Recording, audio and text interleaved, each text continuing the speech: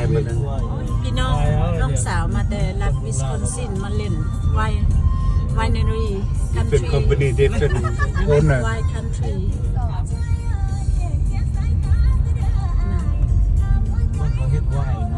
บอนเขาจะเฮ็ดไวนี่เด้บริษัทเฮ็ดไวอยู่นี่มีเป็นร้อยกว่าส่วนเพื่อได้นี่นะพวกอันมาแต่ต่างรัฐต่างอย่างก็มาหยามมาเยี่ยมเฟอร์อันนี้เนี่ยพวกน้องพวกหลานสบายดีเที่ยวดินเดอร์วันนี้เด้อพี่น้องเอ้ยเที่ยวฮัลโหลไปเนรี่ยูเทเนกุล่าเด้อนี่เด้ออันนี้ก็แมนเบิร์ดแถวนี้แต่ว่าเขาไปตัวใหญ่อันนี้เป็นร้อยคนน้ำเงินเขาเจ้าเป็นเมนชั่นเลยนะแบบเมนชั่นเลย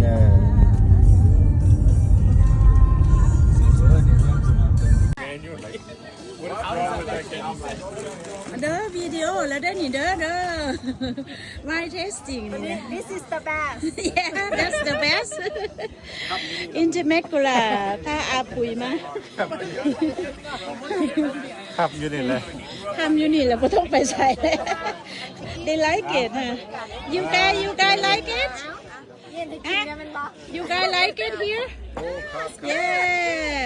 good ฮะให้กี่เนี่ย Look at They are from Wisconsin From Wisconsin นั่งปุ๋ยกับลูกเรา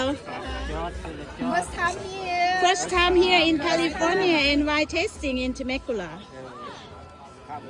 Very nice สองตั้มเหรอ Very good ฮะ Very good Okay Look at the view The view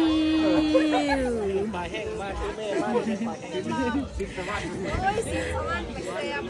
อาปุยมายามมาจากวิสคอนซิน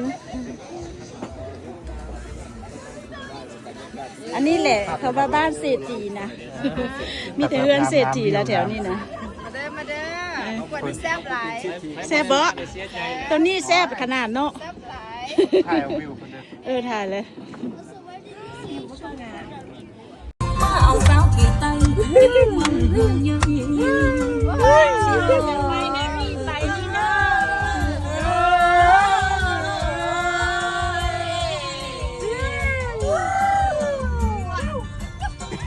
ไปเทสติ้งแล้วไปสุดเทสติ้งไวเทสติ้งเลย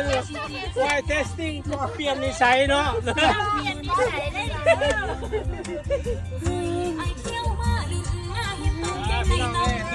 จะออกจากไวเทสติ้งไปเรื่อยๆ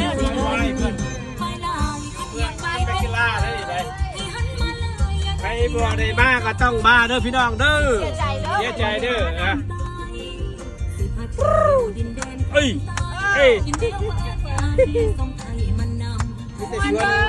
มีสวนบอกเวฟกันได้เนี่ย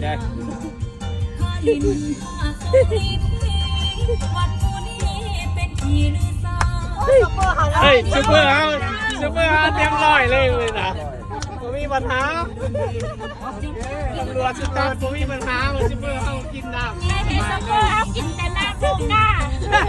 กินน้ำโบก้าอย่างเดียวเห็นป่ะก้าอย่างเดียวก็น่าจะขาดคนได้อยู่ตัวดอกอุ้มสมบูรณ์ที่สิเป็นเช่นนั้นอย่าต้องตีไม่จะเต้นได้จัมเบอร์สิลงห้องได้ดิจัมเบอ